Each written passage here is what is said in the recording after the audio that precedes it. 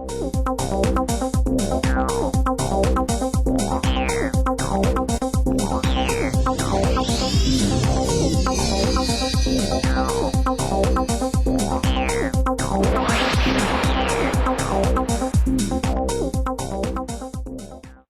Students السلام علیکم.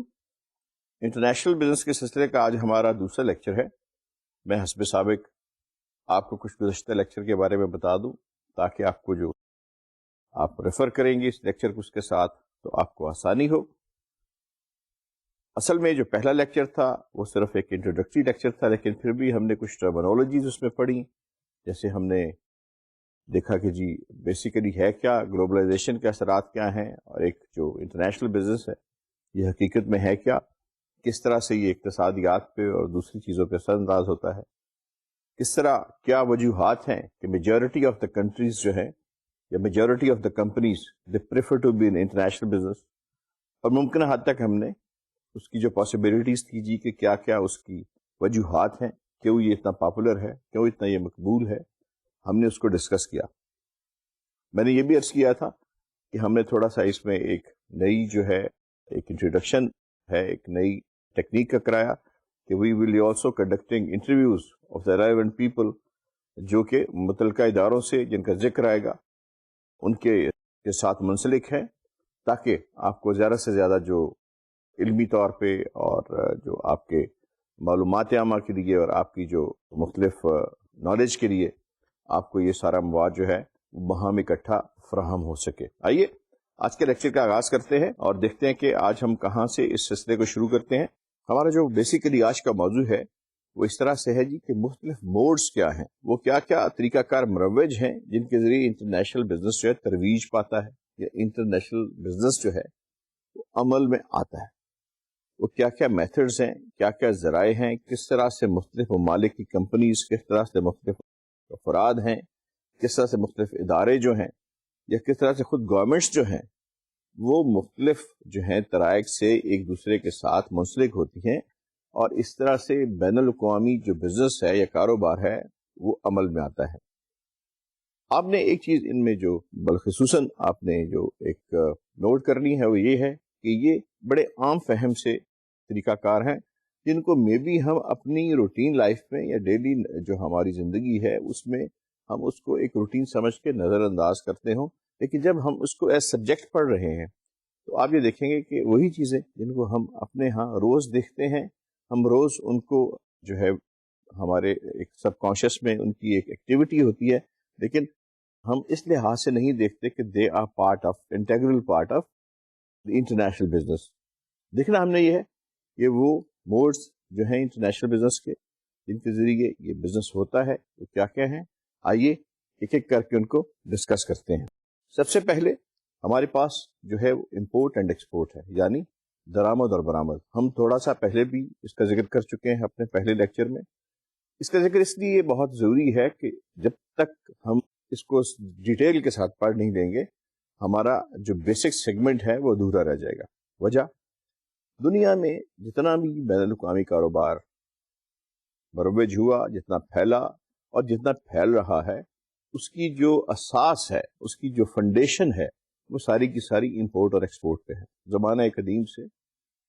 جب کاروان جاتے تھے، لوگ مختلف اشیاء کو دوسرے ممالک میں بھیجتے تھے، وہاں سے اور اشیاء آتی تھی، تو اس طرح سے ایک بارٹر کا سسٹم، یعنی مال کے بدلے مال کا سسٹم ایک جو تھا چلتا تھا. بالکل اسی طرح جیسے چائنا سے مختلف ممالک میں جو ریشم تھا وہ جاتا تھا، جس کی وجہ سے اگر آپ دیکھیں تو ہمارے گلگت کے علاقے کو سلک روٹ کہتے ہیں. اس کی یہ وجہ تھی کہ چائنا سے جب برے صغیر میں یہ چیزیں آتی تھیں تو یہ خنجراب کے ذریعے سے جو پرانا یہ سلک روٹ ہے اس سے ہوتے ہوتے اس علاقے میں اور آگے پھر فردر جو اس کا روٹ ہے یہ بنتا تھا. اس لیے زمانہ قدیم سے اس کو سلک روٹ کہا جاتا ہے. تو چائنا سے سلک آتی تھی، یہاں سے پھر برے صغیر پاک و ہند سے پھر جو اس وقت انڈیوائیڈڈ حصہ تھا، مختلف مسالہ جات اور مختلف جو چیزیں تھیں جاتی تھیں. اسپیشلی ہمارے ہاں کی کاٹن جو تھی وہ بڑی مشہور تھی، اور وہ یہاں سے یا مختلف اور جو چیزیں یہاں کی لوکل تھیں جاتی تھی. اسی طرح یہ پوری دنیا میں ایک بارٹر کا سسٹم شروع سے ایک لاگو ہے، جس کے ذریعے یہ بین الاقوامی کاروبار جو امپورٹ اور ایکسپورٹ کا یہ بڑے عرصہ سے ہو رہا ہے. اب اگر ہم بات کرتے ہیں نئے دور کی، اب بات کرتے ہیں لیٹسٹ جو میتھڈالوجی ہے جس کے اندر بینکس انوالو ہیں، کموڈیٹیز انوالو ہیں، ابھی بھی جو سب سے زیادہ کاروبار جو ہو رہا ہے اس کے لیے جو طریقہ کار ہے وہ ہے امپورٹ اور ایکسپورٹ کا، یعنی درآمد اور برآمد۔ ہم یہ دیکھتے ہیں جی کہ اس میں کچھ چیزیں تو ایسی ہیں جو ویزیبل ہیں، جیسے کموڈیٹیز ہیں، آپ نے کچھ اشیاء باہر بھیجی، مختلف سامان ہے، کھیلوں کا سامان ہے، خوراک ہے، کوئی آپ کی کپڑے ہیں، ٹیکسٹائلز ہیں، مشینری ہے، یا آپ نے امپورٹ کیا را مٹیریل، میٹل شیٹس ہیں، اسٹین لیس اسٹیل ہے، الومنیم ہے، لکڑی ہے، یہ ساری چیزیں،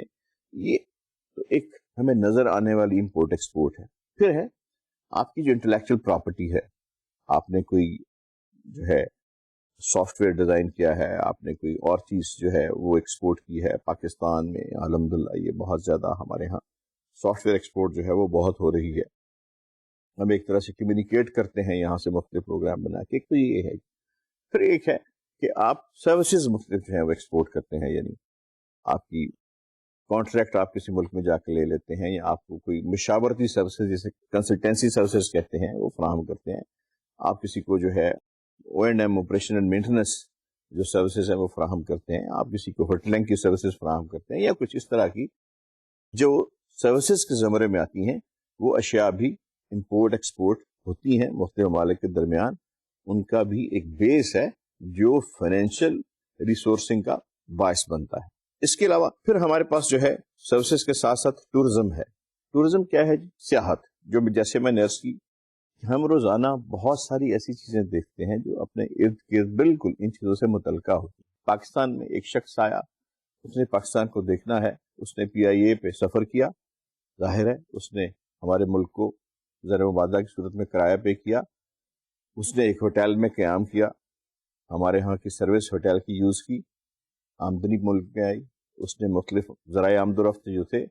اندرون ملک یوز کیے، سے ہم یہ کہتے ہیں فار ایگزامپل کہ وہ نظرن ایریاز میں گیا، اس نے جو ہے ہمارے نظرن ایریاز دیکھے، سارے علاقوں میں گھوما، جہاں جہاں پہ ٹھہرا، جن جن ہوٹلز میں ٹھہرا یا جن جن موٹیلز میں ٹھہرا، جہاں جہاں پہ اس نے کھانا کھایا، جو جو اس نے سہولیات جو تھیں اس کو میسر آئیں، ان سب کے لیے اس نے وہ جو پیسہ باہر سے لے کے آیا تھا صحت کے لیے وہ خرچہ، یعنی ہماری جو صحت ہے یا کسی بھی ملک کی جو سیاحت ہے، یہ ایک سورس بنی، ذریعہ بنی بین الاقوامی کاروبار کا، اس کے ذریعے ہمیں زر مبادلہ ملا۔ پورے ممالک میں دنیا کے جہاں جہاں پہ سیاحت پہ زیادہ توجہ دی جاتی ہے، الحمدللہ ہمارا ملک پاکستان بھی بڑا خوبصورت ہے، بہت سارے لوگ یہاں پہ آتے ہیں، دنیا کی بلند ترین چوٹیاں، میدان، صحرا، ہر قسم کا سمندر جو ہے ہمارے ہاں جغرافیکل کنڈیشنز اویلیبل ہیں، سینک بیوٹی بہت ہے نادرن ایریاز میں۔ اسی طرح مختلف ممالک کی اکانومی جو ہے ایون وہ بیس کرتی ہے جو ہے صرف سیاحت کے اوپر۔ اگر ہم بات کرتے ہیں ٹورزم کی تو آپ بہت سے ایسے ممالک کو خود جانتے ہیں جہاں پہ لاتعداد لوگ صرف ممالک کی مختلف اشیاء کو دیکھنے جاتے ہیں۔ ہم دنیا کے 7 عجوب کا ذکر کرتے ہیں، ہم پیرس کا ذکر کرتے ہیں جی کہ وہاں پہ میوزیم بڑے اچھے ہیں، ہم اہرام مصر کا ذکر کرتے ہیں، ہم اپنے پاکستان کے نظرن ایریاز کا ذکر کرتے ہیں، اپنی چوٹیوں کا ذکر کرتے ہیں، ہم اس کے بعد ایفل ٹاور کا ذکر کرتے ہیں۔ تو یہ ساری چیزیں لوگ دیکھنے کے لیے سارے دنیا سے جاتے ہیں اور یہاں بھی آتے ہیں، اور جب یہ ایک ٹورزم چلتی ہے تو اس میں ایئر سروس، آپ کی ہوٹلنگ کی سروس، آپ کی لوکل کمیونیکیشن کی سروس، آپ کے ٹیلی فون کا استعمال، آپ کے جو مختلف کھانے پینے کی سہولیات ہیں، وہ جو اندرون ملک ذرائع آمد و رفت ہیں، وہ یہ ساری چیزیں استعمال ہوتی ہیں۔ ظاہر ہے آپ کے ہاں کچھ فورن ایکسچینج کسی نہ کسی صورت میں آ رہا ہے، تو یہ ایک ذریعہ ہے بہت بڑا دنیا میں اس وقت ٹورزم۔ آپ حیران ہوں گے، امریکہ میں اگر آپ، امریکہ ایک بہت بڑا جو ہے زرعی ملک ہے جہاں پہ آپ کو پتہ ہے کہ بہت زیادہ گندم وغیرہ اور ساری چیزیں پیدا ہوتی ہیں، اور گورنمنٹ باقاعدہ سے سبسیڈائز کرتی ہے ان چیزوں کو خریدنے کے لیے، اور بڑا انکریج کرتی ہے کہ زراعت وہاں پہ جو ہے وہ ترقی کرے۔ وہاں پہ جو ٹورزم کی آمدنی ہے وہ زراعت کی آمدنی سے زیادہ ہے۔ اس سے آپ اندازہ کر لیں کہ ٹورزم کا کتنا بڑا عمل دخل ہے کسی ملک کے اندر سے آمدنی، اور جو لوگ پھر یہاں پہ آئیں گے وہ لوکل اشیاء خریدیں گے، یہاں پہ کچھ جو ہماری مصنوعات ہیں، گھریلو دستکاریاں ہیں، یا کچھ دوستوں کے لیے، عزیزوں کے لیے کوئی یہاں سے تحائف لے کے جائیں گے۔ تو کہنے کا مقصد یہ ہے کہ کسی نہ کسی صورت میں ہمارے ہاں زیر مبادلہ آیا اور ایک کاروبار جو ہے وہ چلا. تو یہ ایک موڈ ہے, one of the modes in the international business. Next ہم دیکھتے ہیں جی دیٹس از ٹرانسپورٹیشن. ٹرانسپورٹیشن کیا ہے جی؟ مختلف ممالک کے بحری جہاز چل رہے ہیں. ہم بات کرتے ہیں گریک, ایک ایسا ملک ہے جہاں پہ سارے یونان جیسے ہم کہتے ہیں, سارے دنیا میں جو سب سے بڑی انڈسٹری ناروے اور جو یونان ہے ان کے پاس ہے اس وقت جہازوں کی, بحری جہازوں کی. اور دنیا میں جو مختلف لوگ سروسز یوز کرتے ہیں اپنے مال کو اس کی ڈسپیچ کے لیے, اس کی ترسیل کے لیے, سے ہم نے پاکستان سے اگر ٹیکسٹائل کا ایک کنٹینر جو ہے وہ کسی مغربی ملک میں بھیجنا ہے تو ہم نے ایک جہاز استعمال کریں گے, یا ہم نے کوئی اور کموڈیٹیز بھیجنی ہے, یا ہم نے کوئی کموڈیٹیز امپورٹ کرنی ہے, تو ظاہر ہے جو بلک کوانٹیٹیز ہوتی ہیں اور جہاں پہ ہم دیکھتے ہیں کہ جی ہم کس سستے ترین ذریعے سے ان چیزوں کو منگوا سکتے ہیں, اس میں ہمیں سب سے زیادہ بین الاقوامی جو ذریعہ میسر ہے وہ سمندری جہاز اور ان کے ذریعے, یعنی جو سی ٹرانسپورٹیشن ہے وہ ہمیں جو ہے سب سے زیادہ سوٹ کرتی ہے. اس میں مختلف جو ہیں دنیا کی بندرگاہیں جو مشہور ہیں, اس لحاظ سے پھر ہمارے ہاں پاکستان میں الحمدللہ بہت اس میں ترقی ہو رہی ہے. نئی بندرگاہیں, پورٹ قاسم اور یہ ساری جو اس میں ایڈیشن ہو رہی ہے, ڈسچارج ریٹ ان کا بڑھ رہا ہے, تو زیادہ سے زیادہ ہمارے ہاں بھی یہ فیسلٹیز جو ہیں یہ بڑھ رہی ہیں. تو یہاں ہم نے دیکھا جی کہ ٹرانسپورٹیشن چاہے وہ بحری جہاز سے ہو, ٹرانسپورٹیشن چاہے وہ ہوائی جہاز سے ہو, یا وہ ٹرانس کنٹیننٹل ٹرانسپورٹیشن چاہے ٹرالر سے ہو, ٹرکوں سے ہو, یا وہ ایک سامان ہے جو ذرائع نقل و حمل جو ہے وہ کسی بھی میتھڈ سے ہوں, تو ایک بہت بڑا, یا آپ کے پیسنجر کیریئر جو ہیں جہاز ہیں سے آپ پاکستان سے پی آئی اے پہ بیٹھ کے کسی ملک میں گئے ہیں تو آپ نے پاکستان کو پیسے دیے, پاکستان کے اندر آپ کے پیسے آئے. آپ کسی بیرونی ایئر لائن پہ گئے ہیں تو ظاہر ہے وہ پیسہ پاکستان میں نہیں آئے گا, اس ملک میں چلا جائے گا. تو ہر ایک ملک نے اپنے اپنے جو اس طرح سے, پھر میں نے آپ سے گزشتہ لیکچر میں بات کی تھی فضائی حدود کی, اس میں یہ بھی آ جاتا ہے کہ جہاں جہاں سے یہی کلیہ سمندری سفر میں بھی انٹرنیشنل باؤنڈریز بنی ہوئی ہیں, پھر انٹرنیشنل زونز ہیں کہ یہاں پہ پاکستان کا زون ختم ہوتا ہے, یہاں پہ عربین سی میں پھر انڈین زون شروع ہو جاتا ہے, پھر یہ انٹرنیشنل واٹرز ہیں. تو وہاں پہ بھی پھر آپ کے پاس جو رائٹ آف وے ہے, گزرنے کا جو حق ہے, وہ آپ کو مختلف جو حکومتیں ہیں وہ دیتی ہیں. اور یہ بین الاقوامی ایگریمنٹس ہیں جو مختلف ممالک کے درمیان ہوئے ہیں کہ جی وہ فضائی اور زمینی اور جو سمندری رابطے ہیں ان کے لیے رائٹ آف وے جو ہے وہ میسر کریں. اور یہ بھی پارٹ آف ایگریمنٹ ہے. یہ اور انٹرنیشنل بزنس میں جب ہم نے ذکر کیا تھا کہ کس طرح سے اپنے مفادات کو محفوظ رکھنے کے لیے دنیا میں جو معاہدہ جات ہوئے ڈاک کے لیے, فضائی سفر کے لیے, ایون جو فریکوینسی ایلوکیشن ہے ریڈیائی لہروں کی ان کے لیے, تو یہ سارے سمندری جہازوں کے روٹ کے لیے, یہ سارے جو چیزیں ہیں یہ part of the international business ہیں. اور یہاں پہ ہم نے دیکھا کہ موڈز میں ٹرانسپورٹیشن کا بھی ایک اہم کردار ہے. پھر ہم دیکھتے ہیں جی ایسٹس. ایسٹس کیا ہیں؟ آپ کے ٹریڈ مارکس ہیں, آپ کے پیٹنٹس ہیں, اس کے علاوہ آپ کے کاپی رائٹس ہیں, فرینچائزنگ ہے, لائسنسنگ ہے. میں آپ کو تھوڑا سا اس کے بارے میں بتا دوں کہ یہ ٹرمینالوجیز جو ہیں یہ کس طرح سے ہیں. بالکل اسی طرح جی کہ جیسے ایک مغربی ملک میں ایک کوئی چیز بنی, اس کا ایک نام کوئی مشروب ہے ایکس وائی زیڈ, وہ امریکہ میں بنا اور اس کے بعد وہ پاکستان میں بننا شروع ہو گیا. مطلب یہ ہے کہ انہوں نے اپنا نام جو ہے وہ آپ کو بیچا, اس کے اگینسٹ جو پاکستانی صنعت کار ہے اس نے ایک سرٹن فی دی ان کو. ویسے تو جنرلی ایسی فیس کو ہم اگر ان کو ٹوٹلی ایک نام دیں تو ان کو رائلٹیز کہتے ہیں, لیکن پھر اگین لائسنسنگ فی ہے, فرینچائزنگ فی ہے, ان کی اسپیسیفک نیمز بھی ہیں. تو اس نے جب مختلف قسم کی سہولیات ہیں, کبھی آپ ایک نام لے لیتے ہیں, کبھی نام کے ساتھ ساتھ آپ کو جو ہے وہ مختلف سہولیات بھی ملتی ہیں, پھر کبھی کبھی ان سہولیات کے ساتھ ساتھ آپ کو سروسز جو ہے وہ بھی وہ ممالک فراہم کرتے ہیں. تو یہ ایک سلسلہ ہے جہاں پہ ایسس بیس جو ہے انٹرنیشنل بزنس ہوتا ہے. فرینچائزنگ کیا ہے جی کہ بڑے بڑے جو دنیا میں نام ہیں فوڈ کے لیے یا بیوریجز کے لیے یا مختلف جوتوں کے لیے, کپڑوں کے لیے, فیشن ڈیزائن کے لیے, مختلف ایئر لائنس کے لیے, یہ آپ کو ان کی جو ہے اجازت ملے کہ دوسرے ملک میں آپ وہ نام استعمال کر کے اپنے جو کاروبار کو, چونکہ وہ متعارف نام ہوتے ہیں, شروع کر سکیں. اس کے لیے میں نے جیسے عرض کی کہ وہ اپنے some time trade secrets formulas یہ بھی آپ کو دیتے ہیں اگر وہ کوئی ایڈیبل اشیاء ہے. اسی طرح لائسنسنگ میں یہ ہوتا ہے کہ آپ کو لائسنس مل جاتا ہے اس چیز کو لوکلی بنانے کا. جیسے دوائیوں کے اندر بہت زیادہ ہوتا ہے کہ جی یہ برٹش فارماکوپیا کا ہے یا کسی اور میڈیسن کا ہے یا FDA کی اپرووڈ میڈیسن ہے, اور پاکستان میں کمپنی اس کو رائٹ دے دیتی ہے, لائسنس دے دیتی ہے کہ انڈر لائسنس آف فلاں فلاں فلاں انٹرنیشنل کمپنی آپ اس کو پاکستان میں تیار کر سکتے ہیں. تو یہ ایک لائسنسنگ ایگریمنٹ ہے, اور ان لائسنسنگ ایگریمنٹس کے عوض آپ فی جو ہے وہ ون ٹائم یا پھر ساتھ ساتھ جو ہے یا منافع کا کچھ حصہ جو بھی ایک باہمی ایگریمنٹ سے طے ہو آپ کو پے کرنا پڑتا ہے. اسی طرح اگر ہم بات کرتے ہیں پیٹنٹس کی, مختلف پیٹنٹ ہیں جو لوگ جہاں پہ اشیاء کو تیار کرتے ہیں, لیکن ایسے پیٹنٹ جو انٹرنیشنلی نون ہیں, کچھ نام ہیں جو انٹرنیشنلی نون ہیں ہر جگہ پہ. اگر آپ جائیں تو کہ جی XYZ یہ نام یہاں پہ بھی اویلیبل ہے, افریقہ میں بھی اویلیبل ہے, ایشیا میں, امریکہ میں, آسٹریلیا میں, جہاں پہ آپ جاتے ہیں تو وہ نام اویلیبل ہے. تو ایسے ناموں کو جو ہے وہ پیٹنٹس کو آپ خریدتے ہیں اپنے ملک میں, اس کے لیے آپ کو جو ہے وہ رائلٹی دینی پڑتی ہے, اور مختلف جو ہے کاروبار وہ اس طریقے کے ساتھ یا برانڈز جنہیں ہم کہتے ہیں فیشن کے یا مختلف اشیاء کے, وہ آپ ایسٹس کے زمرے میں لے کے آتے ہیں. یہ بھی ایک بہت بڑا موڈ ہے جس کے ذریعے انٹرنیشنل بزنس کی جو ہے وقوع پذیر ہوتا ہے, اور یہ ٹرانزیکشنز جو ہیں مختلف ممالک کے درمیان وہ عمل میں آتی ہیں. دیکھتے ہیں جی ہم ہمارے پاس آگے کیا ہے. دین وی ہیو انویسٹمنٹس. انویسٹمنٹس کیا ہیں جی؟ سب سے زیادہ فعال جو اس وقت ایکسپورٹ اور امپورٹ کے بعد جو چیز ہے وہ انویسٹمنٹس ہے.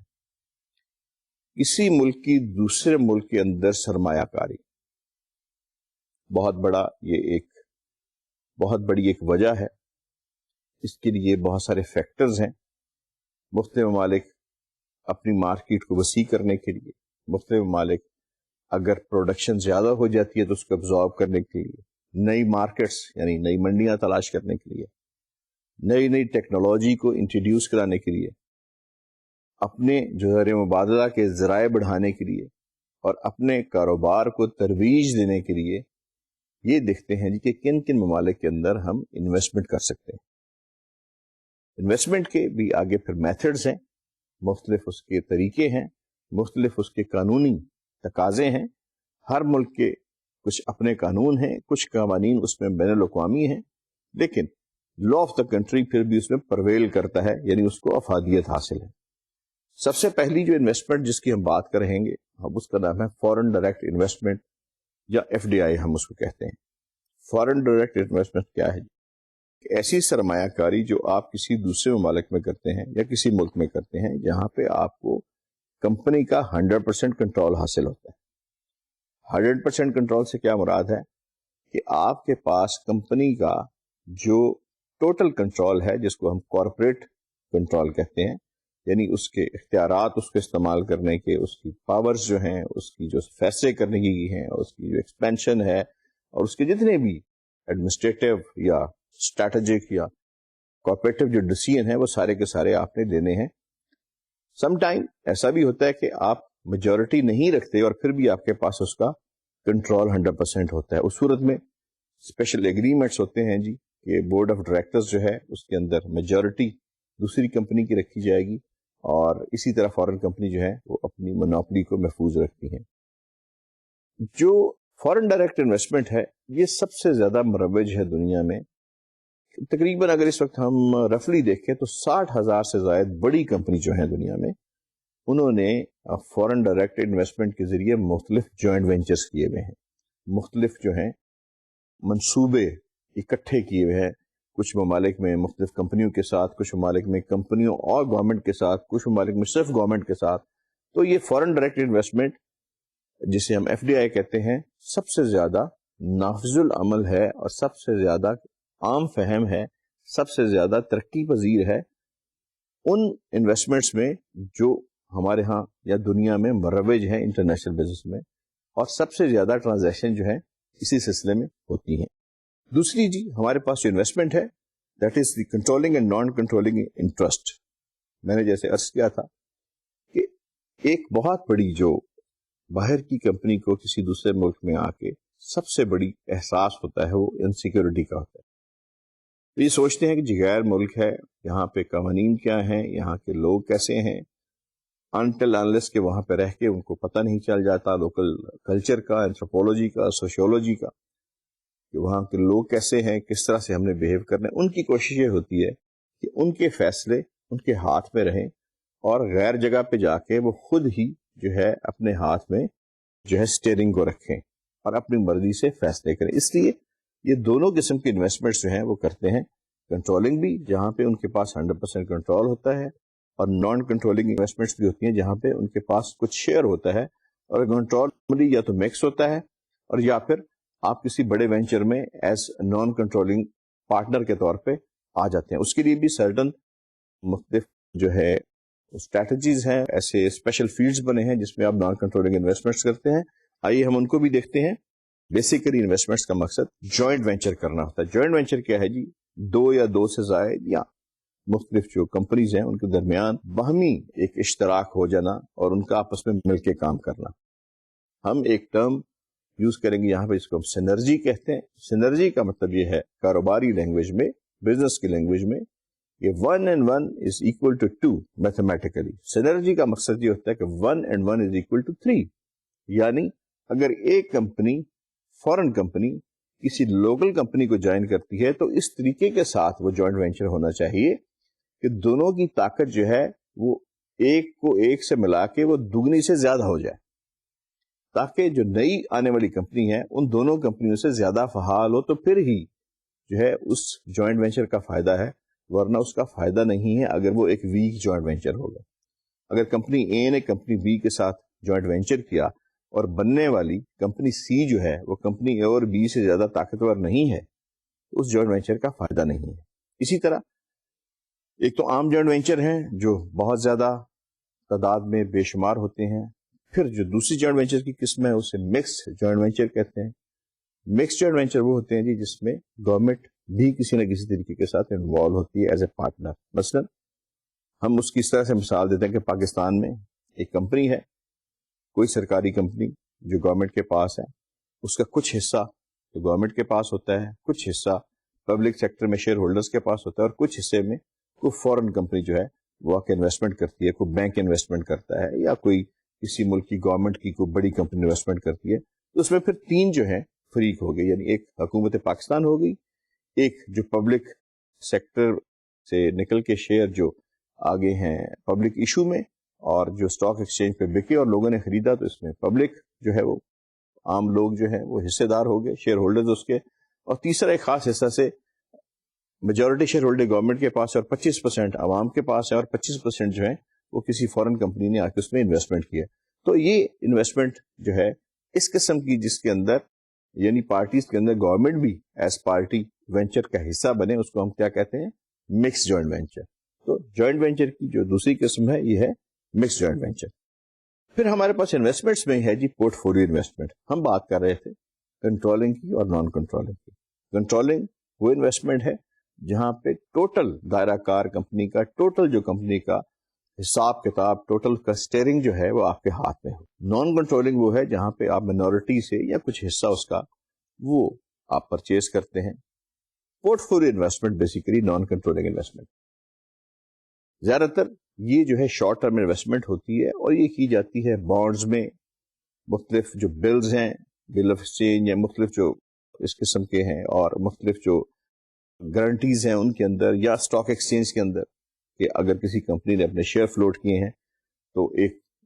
کمپنی سے یو اے میں بیٹھے ہوئے دیکھتی ہے کہ پاکستان کی ایک کمپنی فیوچر میں آنے والے 2 سال میں یا سال میں بہت ترقی کرے گی، تو فوری طور پہ وہ سے $10 ملین کے شیئر اس کمپنی میں خرید لیتی ہے۔ تو یہ جو انویسٹمنٹ ہے جس میں اگینسٹ بانڈز یا اگینسٹ سم بلز یا اگینسٹ سم جو ٹریجری بلز یا اگینسٹ سم شیئرز کوئی جو انویسٹر ہے وہ پرچیز کرتا ہے، تو اس قسم کی انویسٹمنٹ کو، شارٹ ٹرم انویسٹمنٹ کو پورٹ فولیو انویسٹمنٹ کہتے ہیں۔ زیادہ تر یہ انویسٹمنٹ جو ہے ٹریجری بلز کے اندر، بانڈز کے اندر، اس کے بعد جو ہے حصص کے اندر، شیئرز کے اندر جو ہوتی ہے، اور بڑے بڑے ادارے جو ہیں وہ اس شارٹ ٹرم انویسٹمنٹ سے فائدہ اٹھاتے ہیں اپنی بیلنس شیٹ کو ہیلدی بنانے کے لیے، کیونکہ یہ شارٹ سپین کی انویسٹمنٹ ہوتی ہے لیکن اس میں ریٹرن جو ہے وہ خاصا زیادہ ہوتا ہے۔ تو پورٹ فولیو انویسٹمنٹ بیسیکلی اگر آپ دیکھیں تو ایک ٹول ہے بڑی جلدی پیسے کمانے کا، اور اس میں جو پرسنٹیج آف پروفٹ انوالو ہوتی ہے وہ خاصی زیادہ ہے بنسبت دوسری انویسٹمنٹس کی. اس لیے تقریباً سارے ہی جو بڑے بینکس ہیں، بڑے ادارے ہیں، وہ اپنے جو سرپلس فنڈ ہوتے ہیں یا ان کے پاس جو پولنگ فنڈ ہوتے ہیں جیسے پینشن فنڈ ہیں یا پروویڈنٹ فنڈ ہیں، یا ان کے پاس جو مختلف اپنے ملازمین کے فنڈز پڑے ہیں، تو ان کو استعمال کرنے کے لیے ان میں زیادہ جو ہے وہ ترقی لانے کے لیے یا ان کی مقدار کو بڑھانے کے لیے یا اپنی ذاتی جو بچت ہے اس کو کمپنیاں جو ہیں انویسٹ کرتی ہیں تاکہ ان کی بیلنس شیٹ ہیلدی اور شیئر ہولڈرز کو زیادہ پیسہ مل سکے. تو یہ ایک شارٹ ٹرم، فرض کیا ایک کمپنی اگر اس کے پاس فالتو کیش 10 یا 12 ملین ڈالر پڑا ہے، ان کے لیے وہ کسی کام کا نہیں جب تک وہ انویسٹ کہیں نہ ہو. تو ایسی سیف انویسٹمنٹ کر دی جاتی ہے شارٹ ٹرم نان کنٹرولنگ کچھ وقت کے لیے کہ آپ کو اس پیسے کے اوپر ریٹرن جو ہے وہ مل جائے. تو یہ بھی پارٹ آف ایک انویسٹمنٹ ہے جس کو ہم نان کنٹرولنگ یا پورٹ فولیو انویسٹمنٹ کہتے ہیں. پھر ہمارے پاس ہے جی کلیبریٹو انویسٹمنٹس. کس طرح سے مختلف جو ہے وہ کلیبریشنز ہوتی ہیں، لوگ یا کمپنیاں ملتی ہیں آپس میں. کلیبریشن سے مراد ہے کہ کچھ اداروں کا یا کچھ ممالک یا کچھ کمپنیز کا یا کچھ افراد کا یا ایک سے زیادہ کمپنیز کا یا مختلف اداروں کا ایک اشتراک آپس میں جو ہے، اور اس کی پھر آگے مختلف شکلیں ہیں. ہمارے ہاں جو انویسٹمنٹ ہے کلیبریٹو، اس میں جو ہم بات کرتے ہیں سب سے پہلے اور دنیا میں جو سب سے زیادہ عام فہم اس کی صورت ہے وہ ملٹی نیشنل انٹرپرائزز ہے، یا جس کو ہم MNE کہتے ہیں. ہم اس کو MNE بھی کہہ سکتے ہیں اور MNC بھی کہہ سکتے ہیں، ملٹی نیشنل کارپوریشن بھی کہہ سکتے ہیں. ملٹی نیشنل سے مراد ہے گلوبلی آپریٹڈ کمپنی جو مختلف ممالک میں آپریٹ کرتی ہو، مختلف ایریاز میں آپریٹ کرتی ہو، سینٹرلائزڈ ایک جگہ پہ اس کا آفس ہو، اور مختلف اس کی پھر آگے مختلف فارم ہیں. تو سب سے زیادہ دنیا میں جو کمپنیاں اس وقت فارم ہوئی ہیں وہ ملٹی نیشنلز ہیں. ملٹی نیشنلز کو جیسے میں نے عرض کی کہ سم ٹائم ہم انہیں ملٹی نیشنل انٹرپرائزز بھی کہتے ہیں، ہم انہیں ملٹی نیشنل کارپوریشنز بھی کہتے ہیں. تو یہ تقریباً ملتے جلتے نام ہیں جن کو مختلف رائٹرز نے مختلف بکس میں مختلف ٹرمینالوجیز کے لیے استعمال کیا ہے، لیکن ان کا جو بیسک سینس ہے وہ ایک ہی ہے. پھر ہمارے ہاں ہے جی اسٹریٹجک الائنس. اسٹریٹجک الائنس بھی اسی طرح سے ایک کلیبریشن کی فارم ہے، ایک وینچر ہے، لیکن یہ خاص حصول کے لیے کیا جاتا ہے، کسی خاص اسپیسیفک ایگریمنٹ کو مد نظر رکھ کے کیا جاتا ہے یا کسی اسپیسیفک مقصد کو اچیو کرنے کے لیے کیا جاتا ہے. فرض کیا کہ ایک خطے میں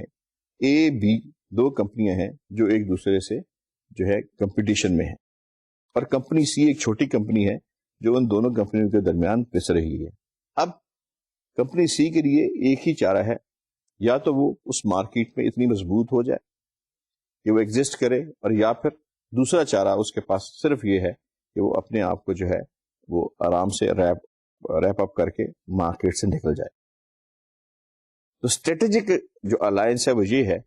کہ جی کمپنی C A یا B میں سے کسی کو جوائن کر لیتی ہے ایز اسٹریٹجک کولیبوریشن، اور وہ جو نئی دو کمپنیاں بنتی ہیں وہ اتنی مضبوط بنتی ہیں کہ تیسری جو کمپنی تھی جو آپ کی سیکنڈ کمپنی بن گئی ان کے مقابلے میں چھوٹی ہو جاتی ہے. تو ایک خاص مفاد کو یا ایک اسپیسیفک اسٹریٹجی کو امپلیمنٹیشن کرنے کے لیے، حکمت عملی کو جو اس کو ہم کہیں گے اس کی امپلیمنٹیشن کے لیے ہم یہ اسٹریٹجک الائنس جو ہے یہ کرتے ہیں. اور نارملی اس قسم کے جو الائنس ہیں یہ بڑی بڑی کمپنیوں میں مارکیٹس کے حصول کے لیے، جغرافیکل ایکسپینشنز کے لیے، یا مختلف جو شیئرز ہیں مارکیٹ کے ان کے لینے کے لیے یہ اسٹریٹجک الائنس جو یہ ہوتے ہیں. پھر ہمارے پاس یہ ہے گلوبل انٹیگریٹڈ کمپنی. انٹیگریشن کیا ہے؟ مختلف چیزیں جو ہیں وہ ایک دوسرے کے ساتھ منسلک ہوں. گلوبلی انٹیگریٹڈ کمپنی وہ ہے جو ایک جگہ سے آپریٹ کرتی ہے لیکن ہر جگہ پہ اس کے جو ہے وہ مختلف حصے ہیں وہ پھیلے ہوئے ہیں، اس کے پارٹس پھیلے ہوئے ہیں، اور اس کو ایک سینٹرل جو پارٹ ہے وہ کنٹرول کرتا ہے. بالکل اسی طرح جیسے ہم ایک ایکس کنٹری ہے اس کے اندر ایک پروڈکٹ بن رہی ہے، ہم کہتے ہیں جی ایک جاپان کے اندر ABC نامی ایک بہت اچھا جو ہے ایک ٹیلی ویژن بن رہا ہے جو ایک نام کے ساتھ پوری دنیا میں بک رہا ہے. چاہے وہ افریقہ ہے وہی نام بک رہا ہے، وہی ٹیلی ویژن بک رہا ہے، چاہے وہ ایشیا ہے، چاہے وہ یورپ ہے، چاہے وہ امریکہ ہے، چاہے وہ آسٹریلیا ہے. تو ایک ہی نام کے ساتھ وہ ٹیلی ویژن جو ہے وہ بک رہا ہے، تو ہم یہ کہیں گے یہ گلوبلی آپریٹڈ کمپنی ہے، اور یہ پوری دنیا میں یہ اس کی انٹیگریشن ہے، یعنی ایک سینٹرل جو پارٹ ہے وہ پوری دنیا کو کنٹرول کیے ہوئے ہے اور اس نے سارے حصوں کو آپس میں انٹیگریٹ کیا ہوا ہے، تو یہ گلوبلی انٹیگریٹڈ کمپنی ہے۔ پھر ہمارے پاس جو ٹرمینالوجی میں آ جاتا ہے جی locally responsive and multi domestic companies, مختلف ملٹی نیشنل جو ہیں ان میں جو ایک چیز بڑی کامن دیکھی گئی ہے وہ یہ دیکھی گئی ہے کہ جب وہ ایک تو ہم نے بات کی انٹیگریشن کی، یہ جی ایک چیز جاپان میں بنی، برانڈڈ چیز بنی، ایک ہی برانڈ پوری دنیا میں جاپان سے کنٹرول ہوا اور مختلف جگہ پہ وہ بکا۔ پھر انہوں نے دیکھا جی کہ نہیں، ہر ملک کی اپنی اپنی ضروریات ہیں، ہر ملک کی اپنی اپنی مارکیٹ ہے، کسی ملک میں بڑی مارکیٹ ہے، کسی ملک میں چھوٹی مارکیٹ ہے، کسی ملک کے لوگوں کو جو ہے وہ وی ایچ ایف چاہیے، کسی ملک لوگوں کو کچھ اور سسٹم ہے، کہیں پہ جو ہے جو 220 وولٹ کرنٹ چلتا ہے، کہیں پہ اے سی کرنٹ ہے، کہیں پہ ڈی سی کرنٹ ہے، کہیں پہ پرچیزنگ پاور بڑی لو ہے، کہیں پہ پرچیزنگ پاور بڑی ہائر ہے، کہیں پہ لوگوں کی اتنی پرچیزنگ پاور نہیں ہے کہ they could go for high resolution مہنگے ٹیلی ویژن خریدیں، انہیں عام ڈومیسٹیکیٹڈ ایک چیز چاہیے جن سے وہ اپنا جو ہے فالتو ٹائم گزار سکیں۔ تو انہوں نے پھر کیا کیا جی کہ لوکل مختلف جو حصے تھے دنیا کے وہاں پہ اپنے آپریشنس کو ان جغرافیائی یا ان کے معاشی حالات کے مطابق اپنے برانڈ کے ساتھ لوکلی اس کو پوری جو ہے آزادی دے دی۔ بالکل اسی طرح کہ ایک پانی کا برانڈ جو ہے دنیا کا مشہور وہ سوئٹزرلینڈ میں بن رہا ہے، لیکن دنیا میں یا ایک بیوریج ہے بڑی مشہور یا دو بیوریجز ہیں بڑی مشہور جو امریکہ میں بنتی ہیں، تو دنیا کے ہر ملک میں اپنے حساب کے ساتھ اپنے اس کے جغرافیائی یا اس کے جو معاشی حالات ہیں ان کے مطابق وہاں پہ ان کی لوکل فیکٹریاں لگ گئیں، لوکل کنٹرول ان کا ہو گیا، لوکل ان کا جو مین پاور ہے، لیکن again they are answerable to their head office back in America اور ان ایکس کنٹری۔ لوکلی ان کے پاس پورا عمل دخل ہے، لوکلی وہ پوری مارکیٹ کو ڈیل کرتے ہیں، لوکلی ان کے پاس پوری انٹیگریشن ہے، پوری طرح سے وہ عمل درآمد کر سکتے ہیں اپنے فیصلوں پر، لیکن ان کا جو زیر مبادلہ کمانا ہے، ان کی جو رپورٹنگ ہے، یا انہوں نے جب اسٹریٹجک کسی قسم کا کوئی ڈیسیژن لینا ہے تو they have to consult their back office home جہاں سے وہ کمپنی چلی ہے۔ تو اس طرح سے جو مختلف کمپنیاں ہیں وہ ایک ڈومیسٹیکیٹڈ جو ہے وہ الائنس بنا دیتی ہیں، اور جو لوکلی جو ہے اس میں پھر ایک چیز جو بڑی غور کرنے کی ہے، سم ٹائم اس میں یہ بھی ہوتا ہے کہ جی آپ ایک چیز کو لوکلی بناتے ہیں اور اس کو پھر لوکلی آپ جو ہے ٹوٹل کنٹرول کرتے ہیں۔ جیسے آپ نے کہا جی کہ ٹھیک ہے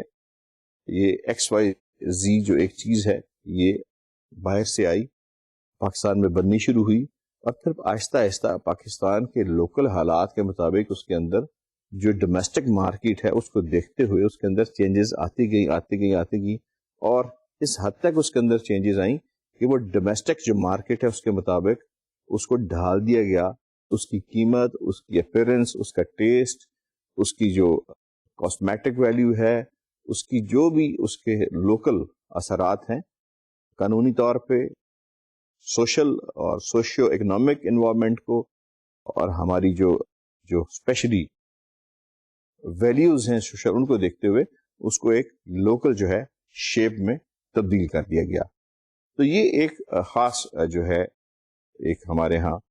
جو ہے مختلف طریقے مروج ہیں کہ کس طرح سے ہر ملک کے مطابق جو ہے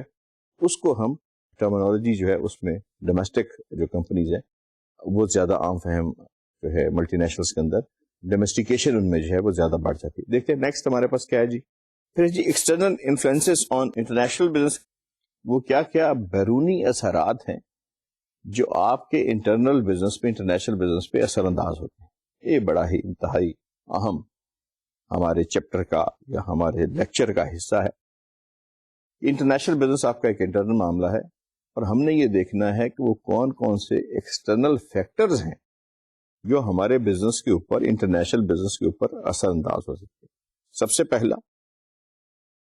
آپ کا سوشل فیکٹرز ہے کہ کسی ملک کی میں آپ جب انٹرنیشنل بزنس کے لیے جاتے ہیں، سے آپ نے جوائنٹ وینچر کے لیے جانا ہے، آپ جو ہے ڈائریکٹ فورن انویسٹمنٹ کو لے کے جا رہے ہیں، یا آپ کوئی اور وہاں پہ اسٹریٹجک الائنس کر رہے ہیں، تو سب سے پہلے آپ نے یہ دیکھنا ہے کہ وہاں کی جو فیکٹرز ہیں، انٹرنل یا ایکسٹرنل فیکٹرز ہیں، کس طرح سے آپ پہ اثر انداز ہوتے ہیں. کیا آپ وہاں کام کر بھی سکتے ہیں کہ نہیں، کیا اتنا وہ رسکی ایریا کہ نہیں کہ آپ وہاں پہ جا کے پھنس جائیں. سب سے پہلے آپ دیکھتے ہیں جی کہ سوشل حالات کیسے ہیں، کہ کیا وہ ملک کے لوگ آپ کو قبول کریں گے یا آپ کی پروڈکٹ قبول کریں گے. Secondly, law of the country کیا کہتا ہے فارنرز کے بارے میں، کیا وہاں پہ اجازت ہے کہ فورن کمپنیز منوپلی کے ساتھ اپنا کاروبار چلا سکیں، کیا وہاں پہ فارنرز کو وہ حقوق میسر ہیں جو ایک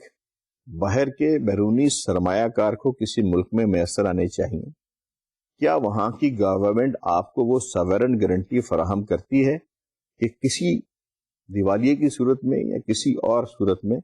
گورنمنٹ اس قابل ہوگی کہ آپ کو آپ کا جو سرمایہ ہے وہ واپس ملے. کیا وہاں کی گورنمنٹ آپ کو ریپیٹریشن کی گارنٹی دیتی ہے کہ آپ کا زیر مبادلہ جو آیا ہے وہ اسی طرح آپ منافع کی صورت میں واپس لے کے جا سکتے ہیں. کیا آپ کو وہاں کی گورنمنٹ یہ سہولت فراہم کرتی ہے کہ آپ فورن رسک انشورنس جو ہے وہ آپ کو میسر آ سکے، یعنی اگر آپ یورو لائے ہیں تو یورو لے کے جائیں، اگر آپ ڈالر لائے ہیں تو ڈالر لے کے جائیں، اگر آپ ین لے کے آئے ہیں تو ین لے کے جائیں، یا اگر آپ کوئی پاؤنڈ لے کے ہیں اسٹرلنگ تو آپ وہ لے کے جائیں. یہ قانون ہے سب سے پہلے دیکھنے والا، جو کوئی سرمایہ کار کسی ملک میں داخل ہونے سے پہلے دیکھتا ہے کہ کیا یہ لا جو ہے یہ مجھے اتنی آزادی دیتا ہے کہ میرے لیے اتنا یہ رسک ہے کہ میں اپنی انویسٹمنٹ اس ملک میں لے کے آ رہا ہوں، کیا یہ سیف ملک ہے میرے رہنے کے لیے. ان قوانین کو دیکھتے ہوئے، کیونکہ کچھ اکانومیز جن کو ہم ٹرانزیشن اکانومیز کہتے ہیں وہاں پہ یہ سہولتیں نہیں.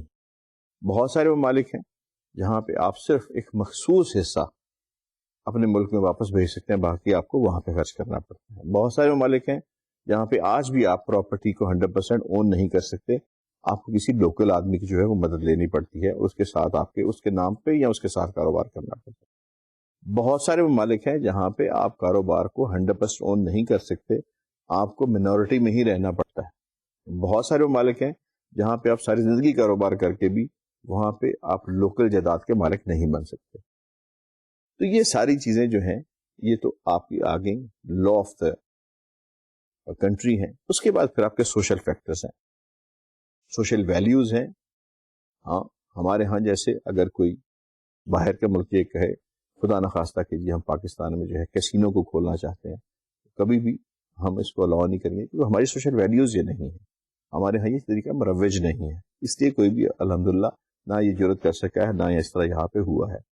کیونکہ ہمارا سوشل اسٹرکچر اس کی اجازت نہیں دیتا. اسی طرح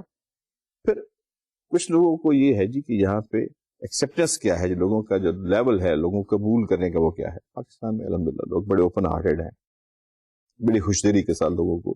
خوش آمدید کہتے ہیں. لوگ آتے ہیں، ہر طرح کے لوگ یہاں پہ آ کے کاروبار کرتے ہیں، رہتے ہیں، بزنس کرتے ہیں. پالیسیز ہماری بہت اچھی ہیں، ریپیٹریشن 100% گارنٹیڈ ہے، سورن گارنٹی گورنمنٹ پاکستان کی موجود ہے، میجورٹی شیئر ہولڈنگ آپ لے سکتے ہیں، اپنے ایون ملازمین باہر سے لا سکتے ہیں، اپنے ملازمین کے لیے تنخواہیں تک اسٹیٹ بینک لانے کی اجازت دیتے ہیں. آپ کو 100% ریپیٹیشن کے ساتھ ساتھ فورن رسک انشورنس بھی مہیا کرتا ہے اسٹیٹ بینک، کہ آپ اگر ڈالر لائیں تو ڈالر ہی لے کے جائیں. تو پاکستان اس لحاظ سے بہت ہی اللہ کے فضل سے جو اس کی انویسٹمنٹ کی انوائرمنٹ ہے وہ اتنی فرینڈلی ہے فورن انویسٹرز کے لیے، اور اسی وجہ سے اللہ کا بڑا شکر ہے کہ ہمارے ہاں دن بدن جو فورن انویسٹمنٹ ہے وہ بڑھ رہی ہے. پھر اس کے بعد فیکٹرز ہیں کہ جی آپ کے وہاں پہ جغرافیکل فیکٹرز کیا ہیں، کیا وہاں پہ سخت سردی تو نہیں. مثلا اگر پاکستان سے کوئی اگر بزنس کرنے کے سائبیریا جاتا ہے تو ہم چونکہ ایک ہاٹ ٹیمپرڈ یہاں پہ ایک گرم ملک کے رہنے والے لوگ ہیں، تو ہمارے لیے بہت مشکل ہے کہ ہم اتنے ایکسٹریم جو ونٹرز ہیں ان میں رہیں، جہاں پہ سال میں جو ہے وہ 12 مہینے جو ہے وہ سخت برف باری ہوتی ہے. یا کیا ایسے ملک میں تو ہم بزنس نہیں کر رہے جہاں پہ ہریکینز وغیرہ یا سیلاب یا بارشیں یا ٹائفونز وغیرہ جو ہیں یہ بہت زیادہ آتے ہیں. یا کوئی ایسی جگہ جو اس مور پرون ٹو میگمیٹک کرپشن، آتف شاہ پہاڑ وغیرہ وہاں پہ زیادہ ہوتے ہیں، یا کوئی زلزلہ وغیرہ کا سلسلہ ہے، یا سزمک زون اس کا جو ہے more prone to the seismic zone, plate tectonics کے اس کے حصے میں آتا ہے، یا پھر یہ ہے کہ اس کا سطح سمندر سے، جیسے کچھ ملک ہیں ان کا اس طرح کا ہے سلسلہ کہ وہاں پہ عام طور پہ جو ہے سیلاب وغیرہ اور یہ جو سونامی وغیرہ کی جو کیفیات ہیں یہ اکثر جو ہے وہ ہو جاتی ہے. یہ جغرافیائی جو چینجز ہیں جو کہ اللہ تعالیٰ کے ہاتھ میں ہیں اور انسان کے اس میں عمل دخل کوئی نہیں ہے، قدرت کی یہ ساری کی ساری بنائی ہوئی چیزیں ہیں، قدرت ہی اس کو کنٹرول کرتی ہے. تو یہ بھی اس کا جتنا ممکنہ حساب لگا سکتا ہے کوئی کاروبار کے لیے ایک یا کسی انویسٹمنٹ کے لیے انٹرنیشنل بزنس میں، تو یہ ایک ایکسٹرنل فیکٹرز میں اب بہت بڑا فیکٹر ہے. پھر ایک بڑا ہی اس میں کلیئر سی جو بات ہے کہ لوکل کنڈیشنز آپ کی انفراسٹرکچر کی جو ہے کہ آپ کے ہاں بجلی میسر ہے، آپ کے ہاں گیس میسر ہے کہ نہیں، آپ کے ہاں لیبر کا کیا حال ہے، آپ کے ہاں جو ہے اسکلڈ لیبر یا انسکلڈ لیبر ہے، را مٹیریل کا کیا حال ہے، پروڈکٹیوٹی لیول کیا ہے، اسکل لیول کیا ہے، لوگوں کے اندر جو ہے استھیٹکس، اگر کوئی خاص کام ہے جیسے فرنشنگ ہے یا اسٹچنگ کا کام ہے، اس میں you need a certain degree of aesthetics. جب تک وہ نہیں ہوگی تو لوگوں کے اندر وہ جو ہے خاص قسم کی یا ہینڈ میڈ کچھ چیزیں، تو اس کے لیے ایک اسپیشل، جیسے پاکستان میں فٹ بال ہے، they do it with stitching with the hands, تو ایک ہماری ایک پرائرٹی ہے دوسرے لوگوں سے. یہ سارے فیکٹرز جو ہیں یہ جغرافیائی فیکٹرز ہیں، جیسے اینتھروپولوجی ہے، سوشیولوجی ہے، پھر ایون سائیکولوجی ہے کہ لوگوں کا بیسیکلی ٹیمپرامنٹ کیا ہے، کیا لوگ اتنے تنگ دل تو یا تنگ ذہن تو نہیں، یا اریٹینٹ تو نہیں، اریٹیبل تو نہیں مینٹلی کہ وہ آپ کے ساتھ بات کرنا پسند نہ کریں، یا آپ کو ایک جو ہے تھرڈ گریڈ سٹیزن سمجھیں، یا آپ کو وہ حقوق نہ دیں جو برابری کے ایک انسان کے ہونے کی حیثیت سے آپ کسی بھی جگہ پہ دنیا میں ڈیزرو کرتے ہیں، بیسک آپ کی جو ایک ریکگنیشن ایز ہیومن بینگ ہے. تو یہ ساری چیزیں ایکسٹرنل فیکٹرز کا حصہ ہیں جن کو آپ نے انالائز کرنا ہوتا ہے بیفور میکنگ دس ڈیسیژن کہ میں نے اس ملک میں انویسٹمنٹ انٹرنیشنل بزنس کے سلسلے میں کرنی ہے یا نہیں کرنی. Let's see what next we have the competitive environment. یہ کیا ہے جی؟ دیکھیں دنیا میں کوئی بڑی کمپنی ہے یا کوئی چھوٹی کمپنی ہے تو ایک ہائپر کمپٹیشن جو ہے وہ چل رہا ہے. ہم یہ کہیں کہ جی صرف جو کمپٹیشن ہے یہ بڑی کمپنیوں کے درمیان ہے، وہ بھی غلط ہے. ہم کہیں جی صرف کمپٹیشن جو ہے وہ چھوٹی کمپنیوں کے درمیان ہے، وہ بھی غلط ہے. بیسیکلی کمپٹیشن جو ہے یہ ہر سطح کے اوپر موجود ہے. فرض کیا کمپنی اے اور بی بڑی اسٹرانگ ہے ایک ملک میں، دونوں ہی جو ہے وہ مارکیٹ لیڈر ہیں، اور ہم کہتے ہیں جی کہ یہ بڑی اسٹرانگ کمپنی ہے، یا ہم یہ کہتے ہیں کمپنی اے جو ہے یہ امریکہ میں، انگلینڈ میں، 2-3 اور ملکوں میں یہ مارکیٹ لیڈر ہے اور اس کا کسی کے ساتھ کمپٹیشن نہیں ہے. لیکن ہو سکتا ہے کہ باقی 6 یا 7 بڑے ممالک میں کمپنی بی جو ہے وہ مارکیٹ لیڈر ہو، تو ایک کمپٹیشن جو ہے ان کا بن جاتا ہے. پھر اس طرح آپ اگر دیکھیں کچھ برانڈز ہیں، کاسمیٹکس کے کچھ برانڈز ہیں، یا مختلف آپ کی جو ہے ہاؤس ہولڈ کی چیزیں ان کے کچھ برانڈز ہیں، ان کے لیے کسی کمپٹیشن کی ضرورت نہیں ہے. آپ you just ask for the brand کہ مجھے یہ اس برانڈ کی چیز جو ہے یا اس برانڈ کی دوائی مجھے چاہیے فلاں کام کے لیے، یا مجھے اس برانڈ کا جو ہے وہ ٹوتھ برش ایک جو ہے وہ چاہیے. ایسی چیزوں میں جو ہے آپ کو جو ہے ہائپر کمپٹیشن نہیں ہوتا، بیکاز آپ کو ایک سیدھی ایک ایج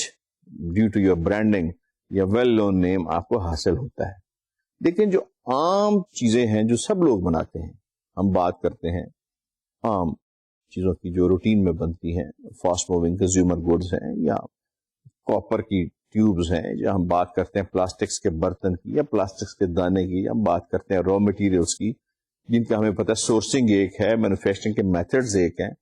ہم ان کی بات کریں تو ان کے اندر بڑے مارجنل سے جو ہیں وہ ایک دوسرے کے پاس جو ہے وہ مارجن ہوتے ہیں. اگر آپ کی لاگت 5 روپے ہے تو ہو سکتا ہے دوسرے کی 5.25 روپے ہو، ایک کی 4.25 روپے ہو، مطلب بڑے تھوڑے مارجن کے ساتھ جو ہے وہ لوگ مارکیٹ میں، اور ہائپر کمپٹیشن جو ہے وہ ان میں ہوتا ہے. تو ایسے وہ مالک نارملی پھر کوشش کرتے ہیں کہ ان انڈسٹریز کو لے کے اگر ان کی ڈومیسٹک مارکیٹ میں ہائپر کمپٹیشن ہے تو ایسے ممالک میں وہ جاتے ہیں جہاں پہ ان کو لو کمپٹیشن جو ہے وہ ملے، اور جہاں پہ وہ زیادہ گرو کر سکیں اپنے ملک کی نسبت، بڑی مارکیٹ جو ہے تلاش کریں. اسی طرح سم ٹائم یہ بھی ہوتا ہے کہ آپ اپنے فائنینشیل اسٹرینتھ کی وجہ سے اپنی پروڈکشن کو زیادہ کر لیتے ہیں. جب پروڈکشن کو آپ نے زیادہ کر لیا تو آپ نے کہیں نہ کہیں پہ اس پروڈکشن کو کھپانا تو ضرور ہے. تو آپ اس کے لیے بھی جو ہے اپنی جو ہے وسیع کرتے ہیں کاروبار کی جو رینج ہے اس کو، انٹرنیشنل بزنس کو آپ لے کے جاتے ہیں دور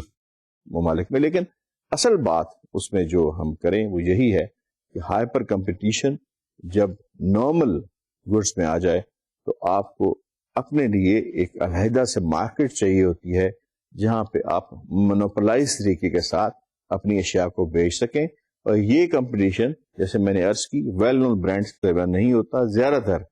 ایسی چیزوں کے درمیان ہوتا ہے جو کہ عام فہم کی اور عام استعمال کی چیزیں ہوتی ہیں، اور جن کو بنانے والے خاص سے زیادہ لوگ ہوتے ہیں اور را مٹیریل وغیرہ اس زمرے میں آتے ہیں. یا پھر دو بڑے برانڈز ہیں، وہ سمجھتے ہیں کہ اس ایک مارکیٹ میں ہم دونوں اکٹھے نہیں رہ سکتے، تو پھر اپنے اپنے حساب سے وہ مارکیٹ جو ہے آئیڈینٹیفائی دنیا میں کر کے ایکسپینشن کرتے ہیں انٹرنیشنل بزنس کے تھرو. تو یہ ایک چھوٹا سا اس میں جو ہے اسٹیپ ہے ایکسپینشن کا. پھر جی ہمارے پاس جو نیکسٹ ہے that is evolution of strategy in internationalisation process. Internationalisation process میں اسٹریٹجی ہے، اس کی آپ نے کس طرح سے ایوولوشن کرنی. یعنی اس کا آسان الفاظ میں مطلب یہ ہے کہ جب آپ نے انٹرنیشنلائزیشن کی طرف جانا ہے، ایک بین الاقوامی کاروبار کی طرف جانا ہے، تو آپ نے کیا حکمت عملی بنانی ہے اور کس طرح سے بنانی ہے. سب سے پہلا اس میں جو نقطہ ہے انٹرنیشنلائزیشن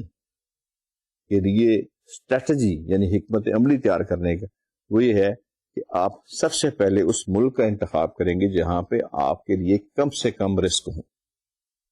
جیسے اگر آپ امریکہ میں رہتے ہیں تو آپ سوچیں گے کہ سب سے زیادہ میرے نزدیک کون سا ملک ہے جہاں کے فیچرز میرے سے ملتے ہیں، جہاں کی زبان میرے سے ملتی ہے. اگر آپ فرانس میں رہتے ہیں تو آپ دیکھیں گے، یا اگر پاکستان میں رہتے ہیں تو آپ دیکھیں گے کہ میں اس ملک میں جاؤں جہاں پہ میری زبان کا مجھے مسئلہ نہ ہو، یا اگر ہو تو بہت کم ہو. مجھے کھانے کے لیے وہ چیزیں مل سکے جو میں کھاتا ہوں، مجھے قانون اس طرح کا مل سکے جو میرے خاصا سیف ہے میری اور ان کی پروڈکٹ میں. جیسے اگر آپ ایک فرینچ پروڈکٹ کو کسی ایسے علاقے میں بیچتے ہیں جو فرینچ کالونی رہی ہے یا فرینچ زیر اثر ہے گورنمنٹ کے، تو آپ کو کسی زبان کے تبدیلی کی ضرورت نہیں ہے، آپ کو کسی فارمولا کو چینج کرنے کی ضرورت نہیں ہے، آپ کو ایون اپنی ایڈورٹیزمنٹ کو ضرورت نہیں ہے چینج کرنے کی، آپ ایز اٹ از اس کو لے جاتے ہیں. تو اس کو یہ ہے جی کہ جیسے امریکن کہتے ہیں جی کہ Canada is most favourable because یا میکسیکو کے نزدیک ہے اور بڑا آسان ہے یہاں سے موو کرنا. سم ٹائم یہ چیزیں آپ کو بڑی سہولیات دیتی ہیں اور آپ کی رسک کی ڈگری جو ہے آپ جب اسٹریٹجائز کرتے ہیں وہ آپ یہ سمجھتے ہیں کہ منیمم ہوگی ہے. لیکن اس قسم کے ممالک میں سم ٹائم آپ کو اس طرح سے کاروباری کچھ جو ہیں کاسٹ وہ ادا کرنی پڑتی ہیں، بڑی کاسٹ، جو پھر ان ایڈوانٹیجز کو جو ہے وہ اوور رول کر جاتی ہیں. اس کی کئی فارم ہو سکتی ہیں. ہو سکتا ہے ہائپر کمپٹیشن ہو جائے، کوئی اور کمپنی آ جائے، آپ کو واپس جو ہے اپنے ملک میں جانا پڑے، کیونکہ اس ایسے ممالک میں جہاں پہ آپ سملر کلچر دیکھتے ہیں تو وہاں پہ پھر مارکیٹ کے اندر جو آنے والے لوگ ہیں وہ بھی سملر لوگ ہوتے ہیں، اور وہاں پہ جو آپ کے پاس ترقی کا مارجن ہے وہ ایک جیسے اگر آپ دیکھیں مختلف ایتھلیٹس ہیں جو سارے کے سارے 100 kg وزن اٹھا سکتے ہیں، تو اس میں اگر آپ 11واں ایک بندہ لا دیں گے جو خود 100 kg اٹھا سکتا ہے تو وہ کوئی ایسا کمپٹیشن نہیں ہے. یا تو آپ ایسا بندہ وہاں پہ لے کے آئے جو 200 kg اٹھا سکے تو ٹھیک ہے، ایک آپ ایک نئی چیز لے کے آئے. تو ایسی ایک جب ایک آئیڈینٹیکل مارکیٹ میں آپ جاتے ہیں جہاں پہ سب لوگ ایک ہی طرح سے ایک ہی کلچر کے اندر ہوں، تو وہاں پہ آپ کے پاس جو ایک خاص اینگل ہوتا ہے جہاں سے آپ نے موو کر کے آگے نکل ہوتا ہے وہ آپ کو نہیں ملتا. وہ آپ کو ہمیشہ وہاں پہ ملتا ہے جہاں پہ آپ کے پاس ترقی کی راہیں کھلی ہوں. تو یہ بعض اوقات پالیسی کا حصہ یہ ضرور ہے کہ جی آپ نے ان ممالک کو چنا جو آپ کے قریب ترین ہیں، جہاں کا کلچر آپ کے ساتھ سب سے زیادہ مماثلت رکھتا ہے، جہاں کی سوشل ویلیوز آپ کی سوشل ویلیوز کے ساتھ سب سے زیادہ مماثلت رکھتی ہیں، جہاں کے قوانین اور آپ کے ملک کے قوانین بہت زیادہ جو ہے وہ سملر ہیں، یا لا آف دا کنٹری جو ہے وہ تقریباً ایک ہی ہے کہ دونوں کے اندر جو ہے ہم کہیں گے جی چلے امریکن کنٹری کا لا جو ہے یا امریکن لا جو ہے یا برٹش لا جو ہے یا فرینچ لا جو ہے وہ اپلیکیبل ہے. تو یہ بات جو ہے سب سے پہلے اسٹریٹجی کا حصہ ہے کہ جناب کم سے کم رسک جو ہے وہ اس میں انوالو ہے. سیکنڈ جو چیز اس میں ہے وہ یہ ہے جی کہ آپ نے جس جگہ پہ جانا ہے کیا وہاں کے حالات کیا وہاں کی مارکیٹ جو ہے اسٹریٹجی بنانے سے پہلے یہ ضرور دیکھ لیں کہ اس میں اتنا ویٹ ہے کہ کہیں ڈومیسٹک مارکیٹ جو ہے وہی آپ کو جو ہے وہ رول آؤٹ نہ کر دے. کس طرح؟ فرض کیا کہ آپ ایک بڑے ملک کے اندر کاروبار کر رہے ہیں جہاں کے اوپر اپنی ذاتی جو ضروریات ہیں لوگوں کی وہ بہت ضروری اتنی زیادہ ہیں کہ جو وہاں پہ لوکل چیز بنتی ہے وہ لوکلی کنزیوم ہو جاتی ہے. تو آپ ایک دوسرے ملک سے اگر وہی اس طرح کی چیز لے کے اس ملک سے، ہم فرض کیا ایک الیکٹرانکس کا برانڈ ہے جو ریفریجریٹر بناتا ہے، آپ کہتے ہیں جی کہ امریکہ کی 2 کمپنیاں ان کو بنا رہی ہیں کینیڈا کے اندر، آپ جاننا چاہتے ہیں، اور آپ کہتے ہیں جی کہ کینیڈا کے اندر بھی 2 کمپنیاں بنا رہی ہیں، تو آپ جو تیسری کمپنی وہاں پہ لے کے جائیں گے وہ اس مارکیٹ کے اندر کوئی زیادہ کام نہیں کر سکے گی. اس کو اس مارکیٹ میں جانا چاہیے جہاں پہ اس کو ایک ایسی جو ہے کمپٹیشن ملے جو اس سے یا تو کوالٹی میں بہت نیچے ہو، اور یہاں پہ ایک چیز بڑی واضح ہے کہ جہاں پہ ڈومیسٹک مارکیٹ چھوٹی ہو، یعنی جیسے ہم ایک بات کرتے ہیں ایک ملک ہے اس کی آبادی فرض کیا 1 کروڑ ہے، تو وہ جو چیز بناتا ہے وہ 1 کروڑ لوگوں کے بعد بنانے کے بعد اس کے پاس اور کوئی جگہ نہیں ہے. ایک ملک ہے جس کی آبادی 60 کروڑ ہے، تو وہ جو چیز بنائے گا وہ 60 کروڑ لوگوں کے لیے بنائے گا. وہ جو 1 کروڑ والا ملک ہے اس کے پاس زیادہ یہ اٹریکشن ہے کہ وہ اپنی اشیاء کو کسی اور ملک میں لے جا کے ان کو پھیلائے. اسی لیے آپ دیکھیں کہ دنیا میں جو زیادہ اشیاء ایکسپورٹ میں آتی ہیں وہ چھوٹے ممالک ہی ہیں جو انڈسٹریلائزیشن کی طرف زیادہ جن کی اورینٹیشن ہے، اور زیادہ لوگ جو ہیں وہ ان کو استعمال کرتے ہیں. بہت چھوٹے چھوٹے ملک جن کے اندر انڈسٹریلائزیشن بہت زیادہ ہے ان کی ایکسپورٹس بہت زیادہ ہیں، اس لیے کہ ان کی ڈومیسٹک مارکیٹ میں ایبزارب کرنے کی کیپیسٹی نہیں ہے آبادی تھوڑی ہونے کی وجہ سے، اس لیے وہ بڑی اکانومیز کی طرف جاتے ہیں، بڑی پاپولیشن کی طرف جاتے ہیں. تو یہ ایک اسٹریٹجی کا بہت بڑا حصہ ہے جو میں نے عرض کیا، اور اس کے لحاظ سے آپ کو اپنی اسٹریٹجی کو جو ہے وہ ایولیٹ کرنا ہے، ایویلیویٹ کرنا ہے، اور اس کے بعد امپلیمنٹ کرنا ہے. اسٹوڈینٹس بیسیکلی اگر ہم بات کریں الائنس کی بات کریں یا ہم اسٹریٹجک جو ہے پارٹنرشپ کی بات کریں یا فورن انویسٹمنٹ کی بات کریں، تو یہ سارے فیکٹر جو ہے سوشل، سائیکولوجیکل اور لا آف دا کنٹری، یہ سارے ہم نے مد نظر رکھنے پڑتے ہیں. انشاءاللہ ہم بڑی تیزی کے ساتھ آپ اس سفر پہ رواں ہیں. اگلے لیکچر میں ہم مزید ان چیزوں کو ڈسکس کریں گے اور ایک منطقی انجام پہ پہنچیں گے. امید ہے آج کا لیکچر آپ کے لیے باعث منفع ہوگا، اور اس کے لیے آپ نے کچھ نہ کچھ، میں نے آپ کی معلومات میں اس سے اضافہ کیا ہوگا. ایک کام ضرور کیا کیجئے، جب آپ لیکچر سنیں تو فریشلی اس کو اپنے الفاظ میں دیکھنے کی کوشش کیا کریں، ٹرمینالوجیز پہ توجہ دیا کریں، اپنے گھر والوں کا، خصوصی اپنے والدین کا خیال رکھیں. اگلے لیکچر تک کے لیے میں آپ کو خدا حافظ کہتا ہوں.